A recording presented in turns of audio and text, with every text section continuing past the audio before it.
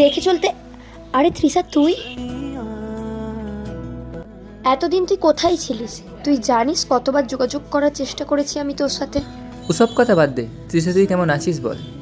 আমি ভালো আছি, তোরা কেমন আছিস? ভালো আছে। ভালো আছি।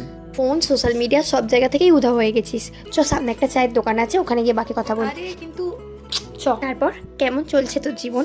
ওই চলছে আর কি। তুই একটা ছেলেকে ভালোবাসতিস বলেছিলিস, মনে আছে? ছাড় না, বাদ দে না ওসব কথা। তুই আমার বেস্ট ফ্রেন্ড ছিলিস, কিন্তু তুই ওর নামটা না বলেই চলে গেলি। ও তৃষার প্রেমিক? কই, তুই এই ব্যাপারে আমাকে আগে তো কিছু বলিসনি। তার নামটা এখন তো বল। সে এখন অন্য কারো। তখন তুই জিজ্ঞাসা করেছিলিস, তাই বলেছিলাম। আসলে কি জানিস তো, তখন ভেবেছিলাম তাকে ভালোবাসি।